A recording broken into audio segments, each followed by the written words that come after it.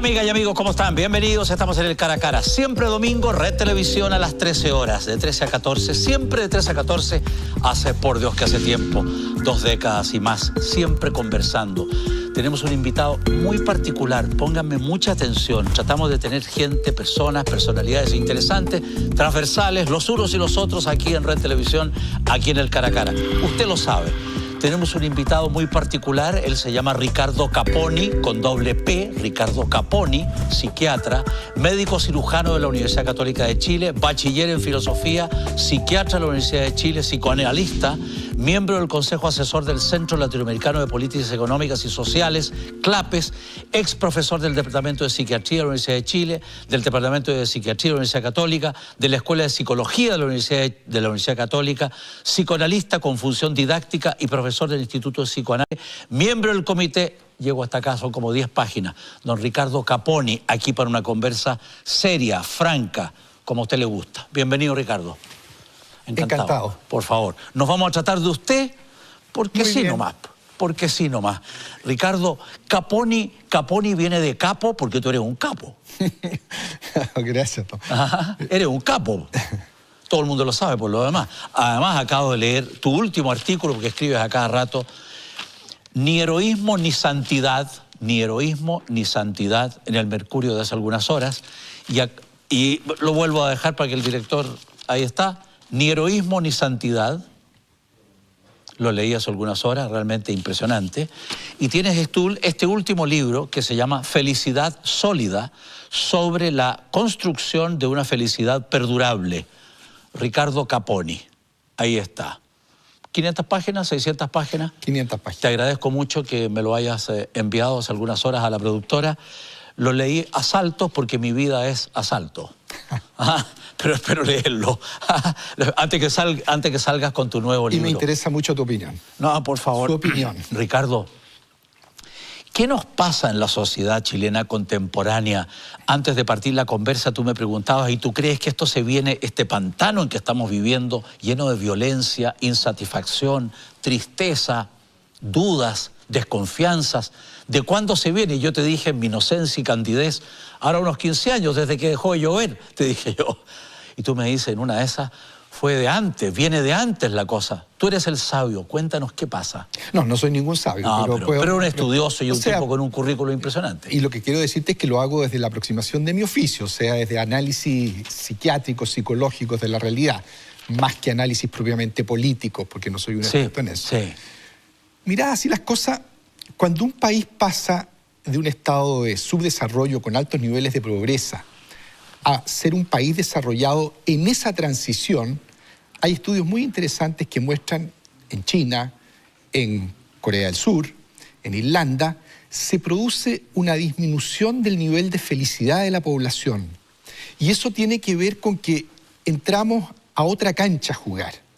Otros lo han llamado también la trampa del ingreso medio, pero la trampa del ingreso medio pone el acento en que con ese ingreso tendemos a estancarnos.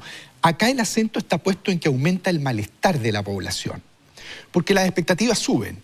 Queremos ahora ser un país desarrollado. Y al mismo tiempo, para lograr ser país desarrollado, hay que trabajar mucho, hay que competir, porque el mercado es globalizado. La gente tiene que trasladarse del campo a la ciudad. Se produce una situación compleja porque los sueldos no siempre pueden ser los que la gente está aspirando en este camino. Y eso genera malestar. Entonces, se produce una sensación de estancamiento que genera mucho malestar social y eso lleva a que haya una crítica social muy grande y tenemos la sensación de que las cosas están mal.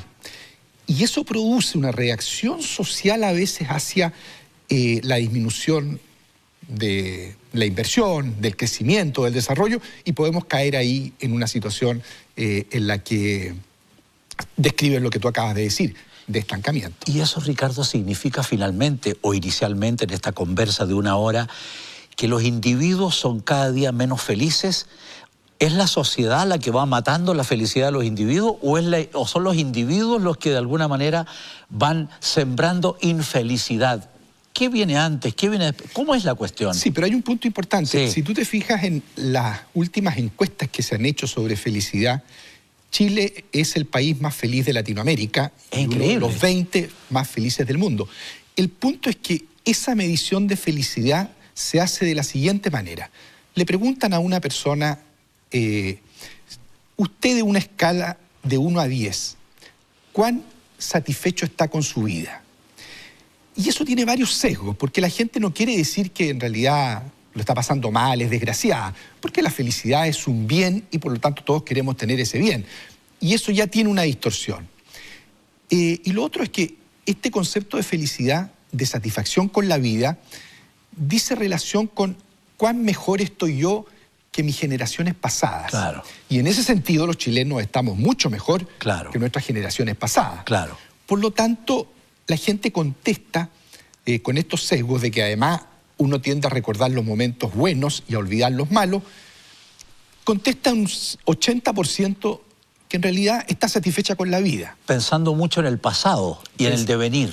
Pensando en el pasado y en la satisfacción que tiene respecto de cómo era el nivel de vida de sus padres cuando era niño, etc. Correcto. Y en ese sentido Chile está más satisfecho. Somos un país más satisfecho en ese Claro, porque con la vida. Cuando uno ve esas encuestas que tú haces mención, y yo las comento mucho en la radio, casi diariamente, semanalmente, y uno dice, bueno, pero ¿dónde están los que andan alegres? Porque uno ve por la calle todo el mundo serio, todo el mundo con el ceño fruncido, todo el mundo triste, todo el mundo apagado, hay una agresividad brutal. ¿Para qué vamos a entrar en detalle? O entremos en detalle. Hay una agresividad brutal en la tropa, en un conjunto de personas, los individuos en una esquina, pues un tipo se pasa 5 metros en una luz roja o en un paso cebra y le pueden pegar un balazo en la cabeza.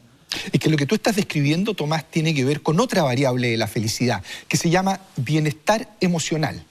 O sea, a ese sujeto hay que medirle momento a momento, y esto se hace, lo que pasa es que es una encuesta muy cara, entonces no se ha elaborado ni se ha hecho en forma tan masiva. Se le mide momento a momento cuál es el nivel de bienestar emocional que tiene en ese momento, y se ve qué nivel de rabia tiene, qué nivel de frustración, qué nivel de pena, de tristeza, de angustia, de aburrimiento. Entonces, si tú te imaginas un chileno promedio que se levanta a las 5 de la mañana, que durmió poco porque tuvo que llegar tarde a la casa, vio poco a sus hijos, se levanta ya con bastante cansancio, tiene que caminar a tomar una movilización que se va a demorar 3 horas. En el trayecto siente angustia y miedo, temores a que lo puedan asaltar. Llega al trabajo, condiciones de trabajo que no son óptimas, a veces situación de mucho sometimiento frente al trabajo. Si a ese sujeto le vamos midiendo hora a hora su bienestar emocional, y de hecho eso se hizo el 2012 en una entrevista en Chile, salimos en el lugar 124 de 136 países. Esa es otra realidad. Esa es otra realidad, con un bienestar emocional significativamente bajo. Entonces, podríamos definir que este país está satisfecho con la vida, pero está bastante infeliz. Y esa infelicidad del bienestar emocional es la que genera lo que se llama malestar subjetivo social. O sea, la gente no se adhiere al gobierno o no se adhiere a las instituciones, tiene desafección a la política y está permanentemente reclamando y en una actitud crítica, no porque no esté satisfecho con la vida, está satisfecho con la vida, es porque tiene mucho malestar emocional. O sea... Y muy justificado por lo demás. Así es. Entonces, el ser humano, y esto es un concepto muy interesante y que cuesta a veces entender, puede estar satisfecho con la vida, pero al mismo tiempo pasarlo mal. Es como una mujer que tiene 7 niños, que está satisfecha con la vida, está orgullosa de todos los niños que tiene y del futuro que tienen por delante, pero se tiene que sacar la mugre. Sí. Y tiene que trasnochar y tiene que preocuparse de uno, de otro, ¿para qué decir si no le alcanza el dinero para pagar el colegio? Y sin embargo lo pasa mal, pero está satisfecha con la vida. Pero si uno le mide su nivel de felicidad en relación a cómo lo está pasando hora a hora, es bajo. Y así hay muchas situaciones en la vida en las que tenemos satisfacción con la vida y en ese sentido felicidad. En ese sentido, sin embargo, malestar emocional.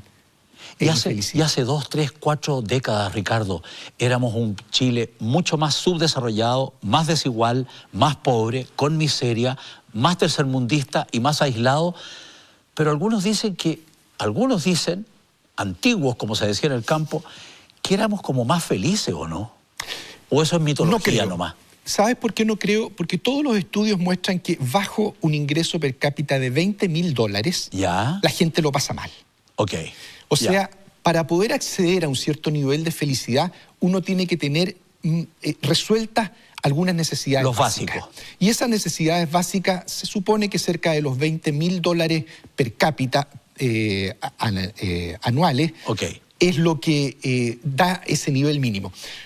Y Chile en ese tiempo no tenía ese nivel, tenía un ingreso per cápita de $4.500. Un horror. Por lo tanto, habían sectores enormes de la población que lo pasaban muy mal. Un 40%. Exacto, y más. Y sí, más. Claro, o sea, claro. Por lo tanto, no podemos decir que en ese tiempo éramos más felices que hoy día. No, o menos infelices en la sensación térmica. Ahora, lo que hay es que hay un efecto ahí muy interesante, que países subdesarrollados que tienen ingresos per cápita bajos, que sin embargo tienen una forma de vida donde lo relevante es la vida familiar, afectiva y religiosa, que puntúan muy alto en sus niveles de felicidad en relación al ingreso bajo que tienen. Claro. Y en ese sentido, Latinoamérica es de alto rendimiento en felicidad a pesar de tener ingresos bajos. Sí. Por lo tanto, uno podría pensar que Chile hace 20 o 30 años tenía ingresos muy bajos, lo cual atenta mucho a la felicidad, pero tenía una vida familiar tal vez y una vida de relaciones cercanas que le compensaba eso. Sí. No estoy seguro si fuera lo suficiente como para decir que éramos más felices que ahora. Porque en la miseria hay mucha infelicidad. Lógico. Ricardo, pero hoy en día los niveles de selva en que se vive, el apuro, la competición, esta cuestión, las redes sociales son una carnicería, es Vietnam, la necesidad, la aspiración, la cosa clasista terrible, los inmigrantes, 1.200.000, etcétera. Todas estas variables que en desorden vamos mencionando hacen que hoy en día, en tu opinión, en su opinión, en tu opinión, ya nos quedamos con el tú, sí. Los chilenos estamos ¿cómo? ¿Cómo estamos los chilenos? Si viene a propósito de la Luna y los 50 años, viene alguien de Marte, que se pone de moda ahora todos con Marte, viene alguien de Marte y dice, Ricardo, ¿cómo estamos los chilenos? ¿Cómo son los chilenos? ¿Para dónde vamos los chilenos? Son preguntas muy difíciles, ¿no sé? Vamos para el mall. Globales, ¿ah? Vamos para el mall. Muy globales, pero tiene que ver con lo que te decía al comienzo. En la medida en que el país está caminando hacia un desarrollo y que por lo tanto las expectativas son más altas y que las exigencias son más altas y la competencia en el mundo global se hace mucho mayor, tenemos entonces más altos niveles de estrés. Claro. El estrés es un gran enemigo de la felicidad. Y el estrés tiene que ver con que uno está permanentemente teniendo que preocuparse de maximizar el tiempo, de lograr rendimiento, de cumplir con expectativas que le ponen en el trabajo, en la empresa, con reducción de la calidad de las relaciones afectivas. Y todo eso entonces va redundando en niveles bajos de felicidad. Ahora, esta situación tal cual, hay personas inteligentes que saben aprovechar lo mejor que está dando la sociedad en términos de bienes materiales y de alguna manera logran reducir sus niveles de estrés. Ellos están en el mejor de los mundos. Por lo tanto, lo que hay que hacer ahora, que estamos con un ingreso per cápita más o menos razonable... $30.000 parece, más o menos. Más o menos. ¿No? Al año. Tenemos que acentuar la educación que tiene que ver con las capacidades emocionales. A ver, ¿qué significa eso en el mundo real, en el día a día? De hecho, simplemente aumentar la inteligencia emocional de las personas desde que son pequeños hasta la adultez. ¿Y cómo se va haciendo ese proceso? ¿Cómo se va logrando, Ricardo? El crecimiento en inteligencia emocional, a la base, están las relaciones familiares, la relación con el padre y la madre. Ya. Porque ahí es el crisol en el que se generan las capacidades para poder enfrentar las emociones negativas, que son las que echan a perder en gran medida nuestros niveles de felicidad. Posteriormente, y en correlación con esto, los establecimientos educacionales. O sea, necesitamos implementar en los establecimientos educacionales no solo información respecto de matemática, lenguaje, geografía, historia. Tenemos que además aumentar las capacidades emocionales de nuestros niños, educándolos en el manejo de la agresión, en el manejo de los impulsos adictivos y en el manejo de los impulsos sexuales. ¿Qué son los impulsos adictivos, Ricardo? Los impulsos adictivos, el ser humano tiene una tendencia a quedarse pegado en los placeres intensos. Y eso los placeres intensos. Claro, y eso lo tenemos todo. Y eso se transforma prácticamente en una pulsión a la que todos estamos expuestos. Cualquier persona que come sustancias que son tremendamente placenteras, como son las grasas o los azúcares, su mente va teniendo inmediatamente unos pics de secreción de dopamina, se dice, que generan estados intensísimos de placer. Y después la mente va a buscar esos elementos. Ahora, hay personas que tienen más tendencias adictivas, son hereditarias, que otros. Claro, claro. Perdón, Ricardo, ¿placer y felicidad es lo mismo? No. No es lo mismo. No es lo mismo. No es lo mismo. No es lo mismo, a pesar de que la felicidad podríamos decir que se construye a partir del placer biológico. Ya. Por eso que es tan importante tener acceso a los placeres básicos, porque si uno no tiene acceso a la comida, al trago, a los placeres de pertenencia o a ciertos placeres hedonistas para pasarlo bien, la vida se hace muy amarga. Claro. Sin embargo, la felicidad se construye a partir de esos placeres, pero desde una perspectiva psíquica. O sea, la felicidad, si bien tiene un fundamento básico en el placer, en definitiva, como somos seres conscientes, racionales, que nos proyectamos a futuro, tenemos conciencia del pasado y vivimos el presente, esa condición hace que nuestra felicidad sea una felicidad que no solamente tiene que ver con el placer de descarga, tiene que ver con cómo va funcionando nuestra mente frente a la realidad. Por lo tanto, si tenemos capacidades para enfrentar los desafíos que la realidad nos va poniendo por delante, tenemos más posibilidades de ser felices. La felicidad, Ricardo, tiene que ver con el presente presente, el presente pasado o el presente futuro. Es una combina. Eso es lo interesante. En el ser humano, a diferencia de los animales, que su felicidad podríamos decir que tiene que ver con el placer presente que está resolviendo. Es así, en el ser humano, claro. En el ser humano, el placer presente está relacionado con la capacidad de fluir. Por ejemplo, acá si nosotros tenemos una conversación donde las preguntas que tú me haces están de acuerdo con las posibilidades que yo tenga de contestarlas, vamos fluyendo. Y si tú sientes que yo también voy contestando en la medida en que tú me vas haciendo las preguntas, pero si de alguna manera me haces preguntas que yo no me ubico, me voy a empezar a angustiar. O pregunto tonteras. O preguntas, nos vamos a empezar a aburrir los dos. Claro, claro. Entonces, se produce una sensación en el presente de felicidad que tiene que ver con la capacidad de fluir. Claro.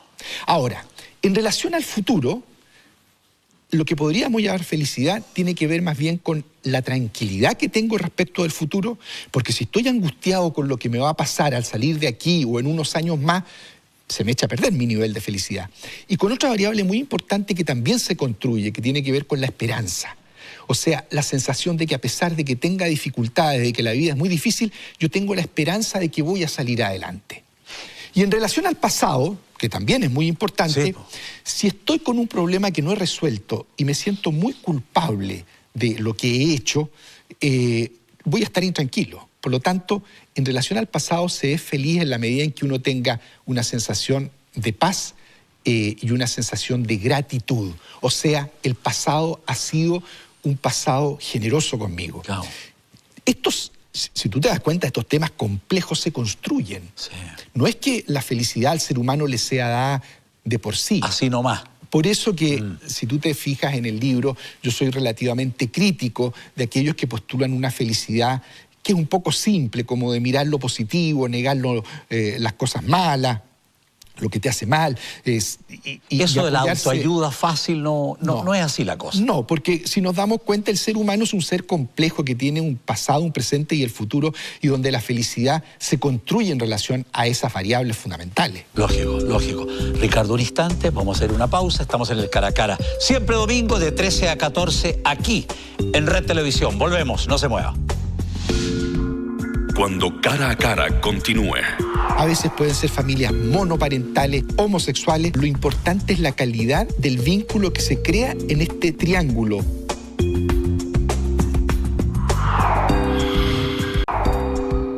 Volvemos, estamos en el Cara a Cara, siempre domingo, Red Televisión de 13 a 14. Estamos con un hombre muy interesante, don Ricardo Caponi. Quédese aquí pegado, incorpórese a la conversa que vale la pena.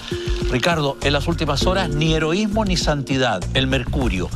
Entonces el Instituto Nacional se me iba para allá y para acá, entre medio de todo lo que todo Chile sabe y lamenta. 4.000 estudiantes que quieren estudiar y 200 montoneros que lo impiden, para decir las cosas por su nombre.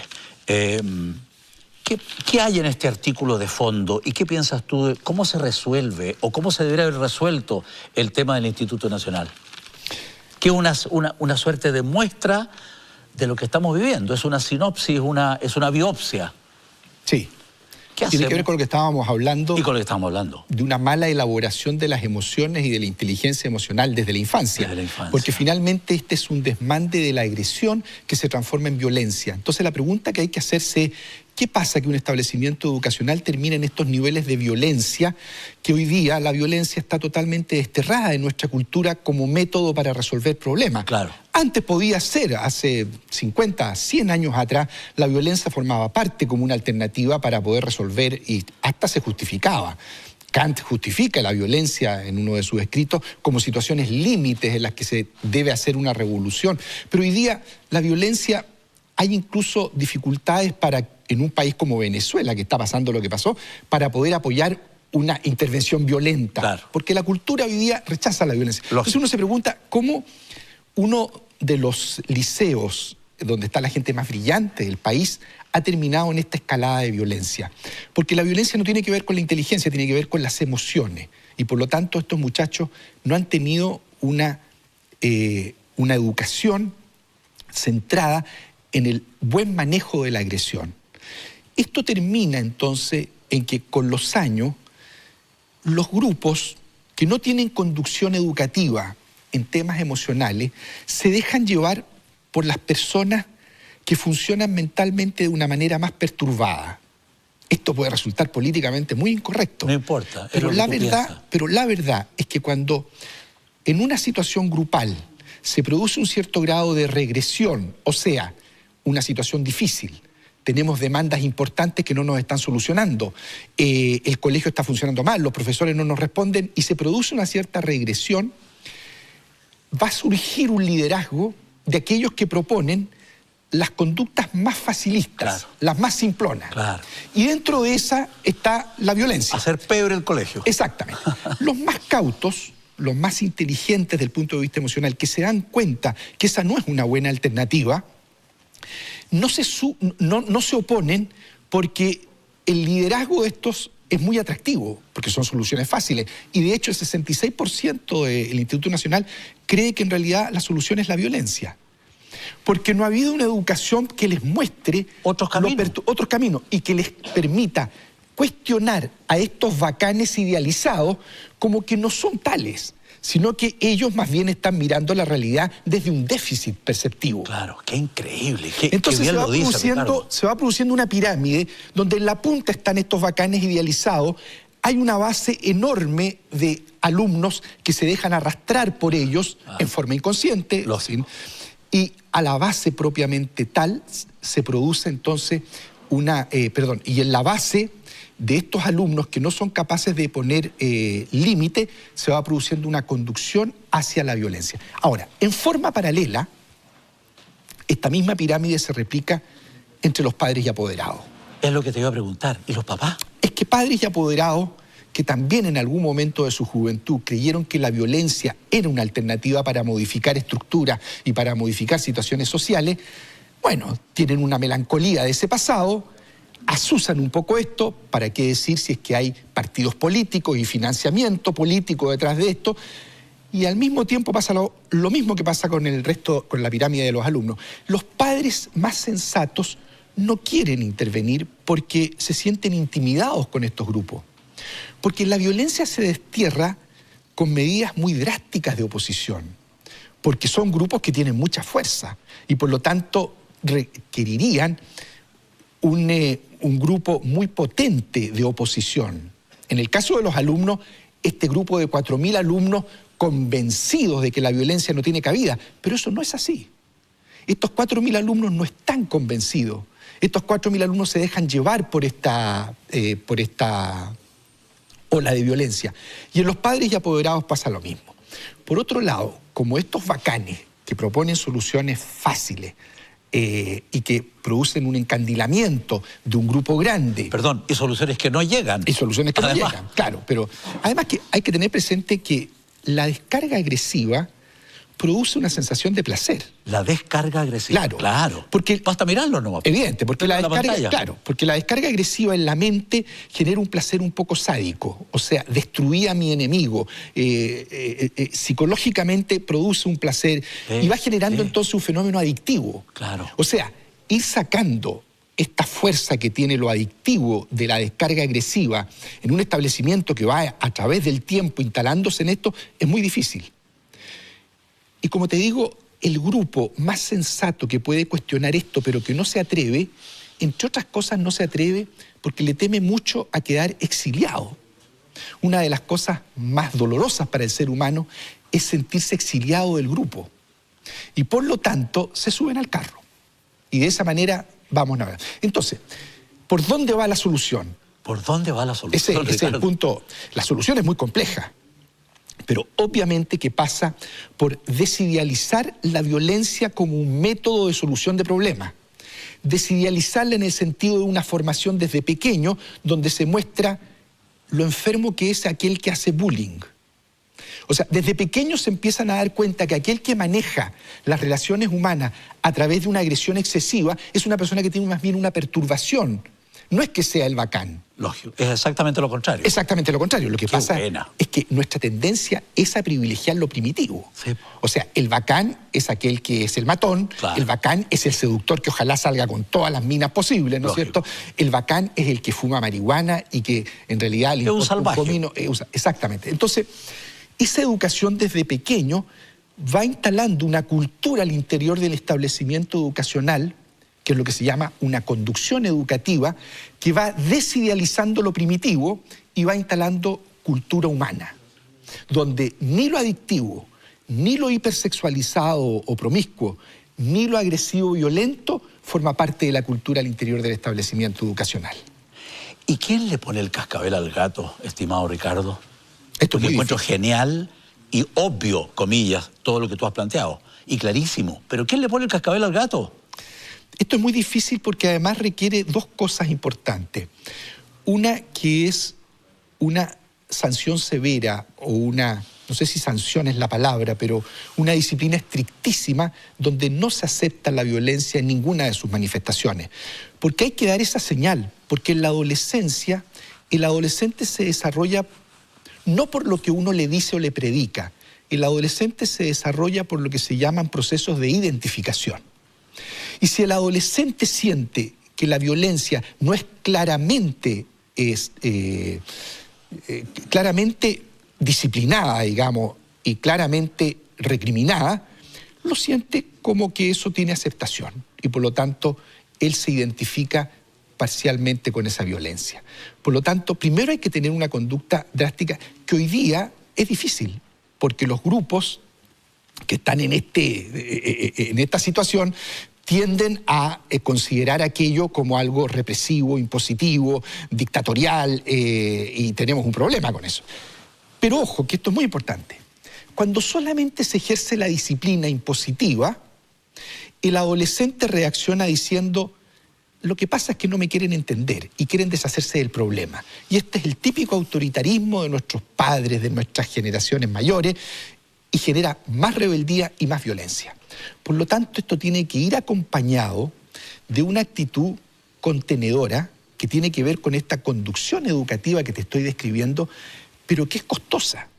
Es difícil. Es difícil y es cara, porque significa muchos profesionales que tienen que estar educando en esta línea. Entonces, habitualmente lo que se hace es imponer una disciplina estricta que genera más rebeldía, e incluso usar la fuerza, que genera al final mucho más problemas, y por otro lado apoyar en esta disciplina educativa, pero muy levemente y con medidas muy paliativas y muy superficiales, lo cual el adolescente no alcanza a percibir realmente el afecto que puede haber detrás de esto. Esto es como la educación en la familia.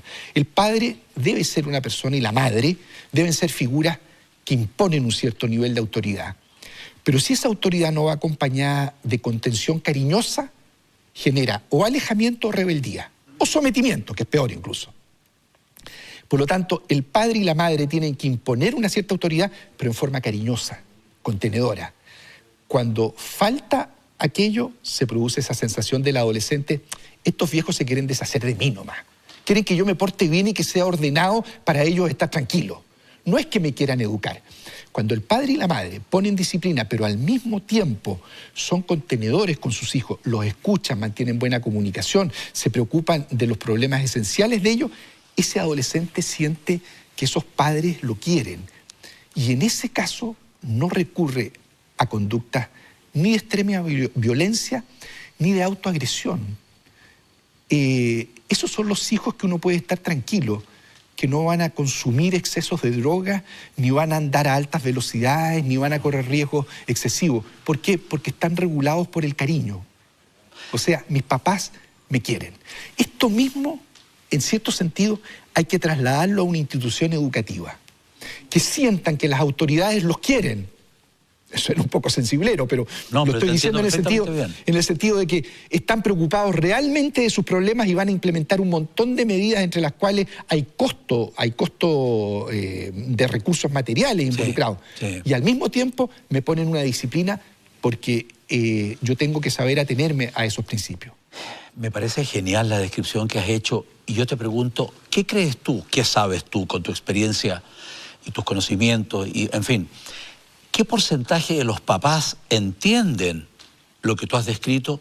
¿Qué porcentaje de los papás chilenos hoy hacen lo que tú describes? Esto es muy interesante porque pasamos de una generación, la generación de mis padres, de nuestros padres, una generación donde la educación estaba muy marcada por el elemento impositivo. Claro, claro. Pero nosotros nos portábamos en general bien. Bien, unos santos, comparado con pero hoy. La verdad es que nos portábamos bien pagando un precio alto, el sometimiento.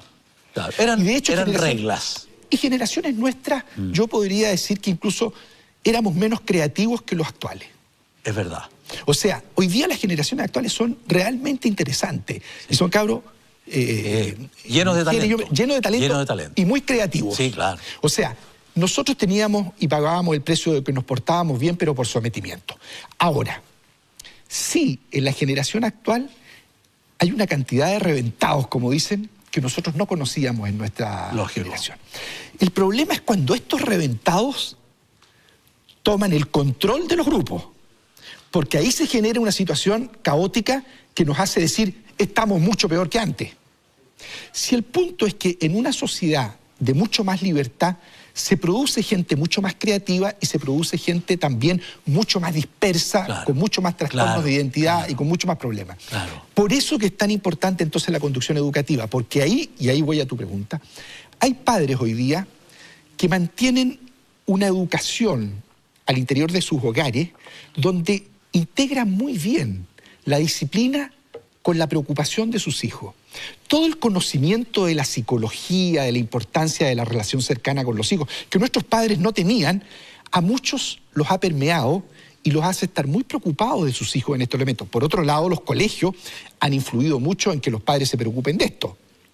Entonces, hay un sector en la población actual muy interesante que está criando, y de hecho yo lo veo en la generación de mis hijos y de mis hijas, que hay una capacidad a veces notable, mucho mejor que la generación nuestra, de ser personas que integran muy bien estos aspectos de la libertad con la disciplina. Esos padres están criando hijos muy interesantes. Hay otros padres que se mantienen con el estilo antiguo, que un poco frente a este desorden reaccionan incluso de manera mucho más violenta, impositiva, autoritaria, generando o niños muy rebeldes, habitualmente rebeldes, hoy día los cabros se desconectan de los padres que son muy autoritarios, o sometidos. O sometidos. Esos sometidos nos llegan a nosotros después a los 40 años a la consulta. ¿A preguntar qué? ¿O a llorar qué? A llorar que en realidad se han dado cuenta de que vivir la vida portándose bien no vale la pena. O sea, porque uno paga un precio muy alto. Sí. Vivir la vida, entonces en ese momento quieren adquirir un grado de libertad, ¿no es cierto?, que a veces puede ser tarde. A veces no, a veces logran elaborar y adquirir un grado de libertad muy interesante que los hace entrar a la segunda etapa de la vida de manera muy interesante. Y está el otro grupo que ha malentendido esto de la cercanía con los hijos, que son los padres amigotes de sus hijos, o los padres que dejan hacer cualquier cosa porque ellos van a encontrar de esa manera una vida mucho más auténtica y plena. Y la verdad es que ahí tenemos entonces una cantidad salvaje. Muy importante. Ahora, hay que decir en estas cosas, ¿no?, que esto es un juego entre las capacidades del niño y la educación que le dan los padres. Claro. Hay padres que pueden ser muy equivocados en su forma de educar, pero niños muy capaces que salen. Claro. Que salen y en este mundo, personas. Ricardo, que ha cambiado, la sociedad chilena cambió, el mundo cambió. Padres, padres, papás, papás con hijos, mamás, mamás con hijos. ¿Te ha tocado? ¿Qué puedes reflexionar al respecto? ¿Qué va pasando? ¿Qué va resultando? ¿Cómo se va caminando ese camino tan distinto? Tú dices de la familia no típica. Exactamente. La verdad es que la impresión que tengo es que lo más importante no es la tipicidad de la familia, no es la presencia del padre o de la madre juntos. A veces pueden ser familias monoparentales, familias heterosexuales, familias homosexuales, pero lo importante es la calidad del vínculo que se crea en este triángulo. Okay. Figura paterna, figura materna, hijo. Hijo. Y la figura paterna y la figura materna a veces puede ser reemplazada por figuras significativas. Puede no estar el padre en la casa, pero sin embargo alguien puede ser un sustituto. Y más aún, a veces puede la madre representar ambas figuras, si lo hace bien. Por lo tanto, el desarrollo mental, los seres humanos tenemos capacidades notables para enfrentar la adversidad y por lo tanto tenemos una capacidad muy grande de poder desarrollarnos y crecer siempre y cuando el vínculo sea amoroso. O sea, lo que destruye aparato mental, lo que destruye el desarrollo de la persona es el odio, es la ausencia del amor. La ausencia del amor en sus manifestaciones de odio, de violencia o de indiferencia es lo que produce daño mental. Pero no es el prototipo que hemos pensado siempre de funcionamiento familiar. Ricardo, sabía que te íbamos a entrevistar y para el domingo y conversar contigo, que es un gran honor y una oportunidad para todos nuestros amigos de Chile hace muchos años. ¿Sabes qué? Hace algunas horas atrás, en un partido de fútbol de Colo-Colo, con el equipo de Barnechea, en el Estadio Monumental, en el Estadio Nacional, perdón, se produjo una pelotera donde el árbitro, en mi opinión, suspendió el partido, algo que no debiera haber ocurrido porque el partido es para jugarse y no había nada dentro de la cancha distinto. Y en maratón del Estadio Nacional, lo veía yo en pantalla, habían 50 chiquillos que cuando se les ocurrió, digamos, se metieron por el túnel de la maratón en una batalla campal con 50 carabineros. Naturalmente los 50 carabineros arrancaron porque llegaron 50 chiquillos más. Y yo me fijaba, individualicé un poco con la mirada de la pantalla algunos de esos muchachos. Se metieron en la rosca. Desaparecieron de pantalla porque se metieron al túnel. Pero 10 minutos después volvieron de la rosca sonrientes y tranquilos. Y yo sabía que iba a conversar contigo. Y dije, ¿cómo estos muchachos, qué diablo, qué impulso tienen para en vez de gozar un partido de fútbol, salir corriendo detrás de los carabineros, que probablemente le metieron su palo y ellos patadas, una batalla campal de solo 15 minutos, porque después volvieron, y volvieron felices, al menos sonrientes. ¿Qué gatilla ese combate? ¿Qué gatilla esa sonrisa? Me preguntaba. Los seres humanos tenemos una herencia filogenética, o sea, viene en nuestros genes el impulso agresivo. Y por lo tanto, el desafío es cómo lo tramitamos, cómo lo elaboramos. El impulso agresivo lo podemos poner al servicio de la descarga primitiva, que produce placer, como te decía. Claro. Y que produce mucho placer cuando esto se produce en grupos, porque en grupos además bajan los niveles de control cortical, de la corteza cerebral, y la descarga es una descarga masiva, que produce un placer intenso y una sensación de desahogo. En ese momento uno aniquila todo lo que habría querido aniquilar en su vida, digamos. En los últimos 20 años. Los 20, ¿no es cierto? Se descarga y produce una sensación de satisfacción. Pero todo esto no tiene nada que ver con desarrollo mental. Claro. O sea, esa persona que volvió feliz está exactamente igual desde el punto de vista evolutivo de su desarrollo mental que cuando estaba antes de entrar al estadio. Claro. Y de hecho hoy día se proponen algunas alternativas, hay incluso comercio con esto de que hay gente que va a golpear y a destruir aparatos en cierto... He visto programas de cable que un tipo con un martillo le pega un auto hasta que finalmente queda feliz, comillas. Exactamente. Todo eso es catarsis. Todo eso es desahogo, que produce un cierto placer, pero la verdad es que no contribuye en nada a ser capaz de enfrentar los desafíos que significa manejar la agresión.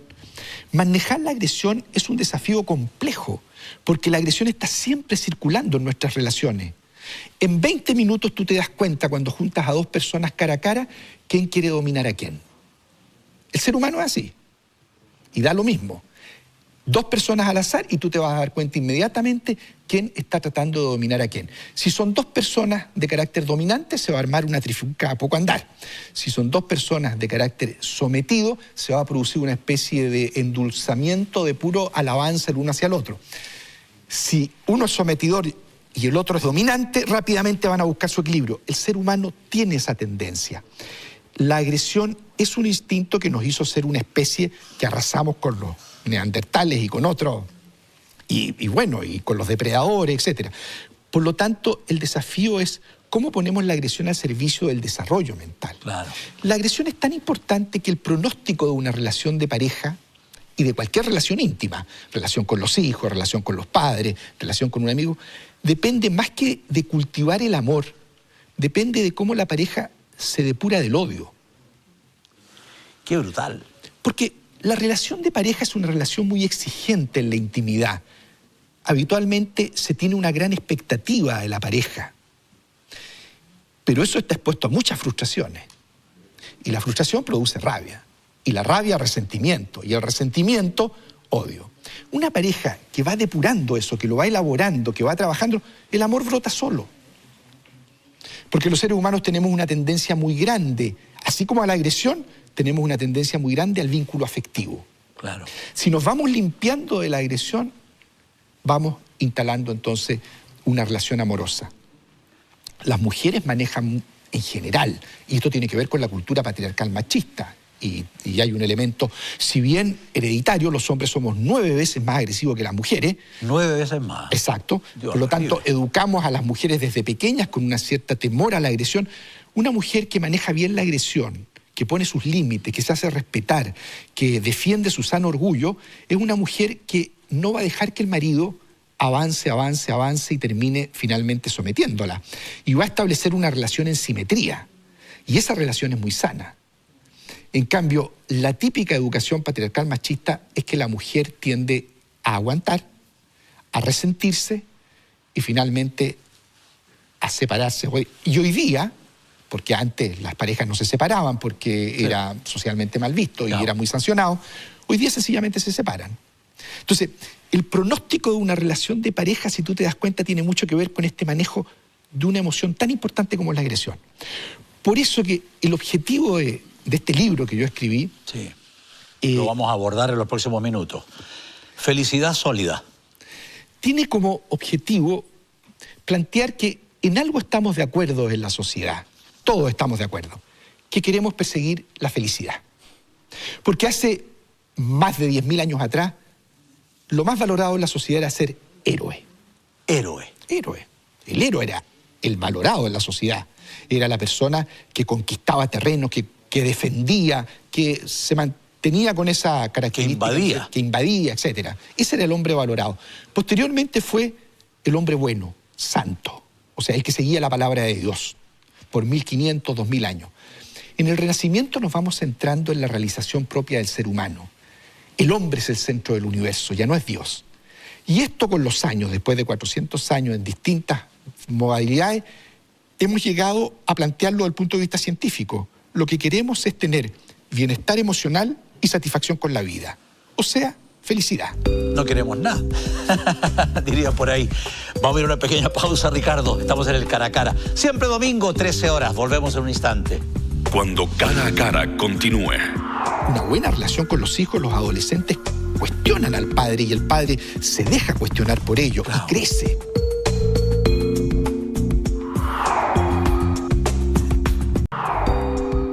Volvemos, estamos en el Cara a Cara los últimos minutos de este domingo, de 13 a 14, la conversación interesante. Siempre digo, la televisión distinta está aquí. Estamos con don Ricardo Caponi. Ricardo, en el mundo de los matrimonios, de las parejas o las combinaciones que sean a esta altura del partido, ¿qué está pasando o qué no está pasando o qué está por pasar a estas alturas del partido? Pregunta 1 y pregunta 2. Tenemos aquí al presidente de la República actual, a la expresidenta, a la que fue presidente, ¿verdad? Los presidentes. ¿Qué para esta familia que somos 17 millones, 18 millones de chilenos, con los inmigrantes, el pueblo mapuche, con todo el respeto que merece? Vamos por la segunda pregunta. ¿Qué le recomendarías a un presidente que está colgando de un hilo con la encuesta Cadem de los lunes y que no sabe para qué lado disparar, para dónde va la micro, porque esto cambia y todo cambia y todo cambia todos los días? ¿Qué le dirías a un jefe de Estado con el conocimiento que tú tienes de la sociedad chilena, del individuo? Qué pregunta más difícil, además que no me siento a la altura de responderla. No, pero una así... insinuación. Llega un presidente de la República y dice, Ricardo, aconséjame, porque estoy perdido.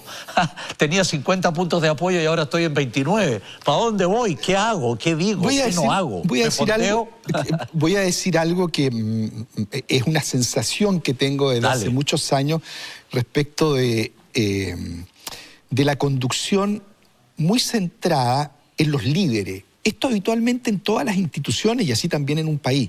Ahora, esa es una tendencia que tenemos los seres humanos de personalizar en el líder todas nuestras bondades y todas nuestras maldades. Y nos olvidamos de que la conducción del país y de las instituciones juegan un papel fundamental lo que se llaman los grupos de trabajo. Claro. O sea, en una sociedad o en una institución o cualquier organización existe el líder, sus grupos de trabajo y la masa. Claro, o la base, claro, o la calle. Claro, claro. Yo tengo la impresión a veces que no ponemos suficiente sentido crítico al papel que juegan los grupos de trabajo. Y nos quedamos en la punta de la pirámide. Nos quedamos siempre en la punta, en Bachelet, en Piñera.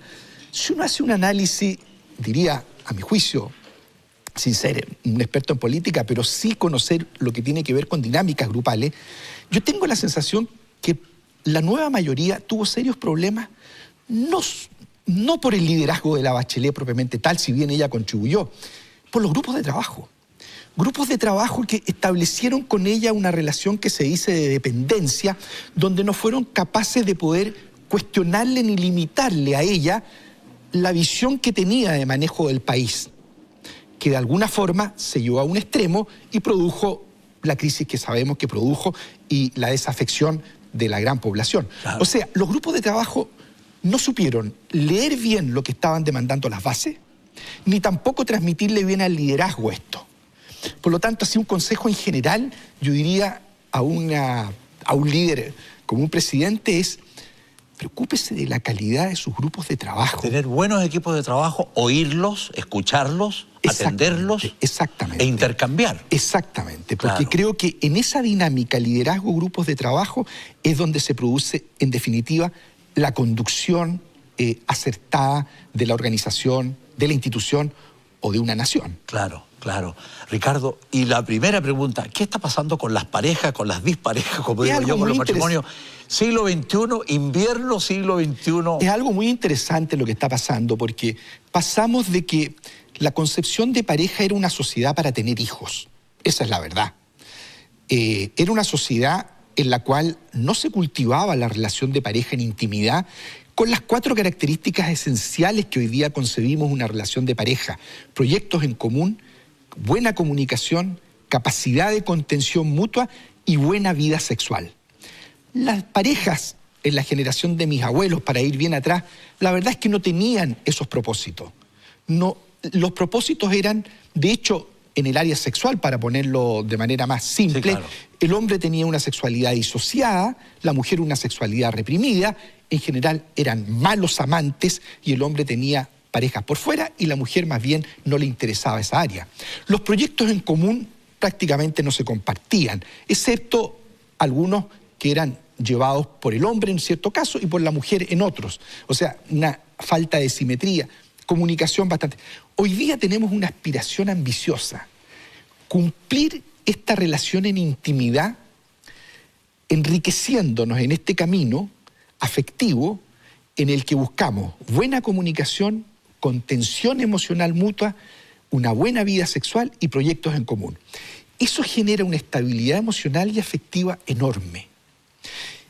Pero el problema es que es muy difícil de lograr. Sí.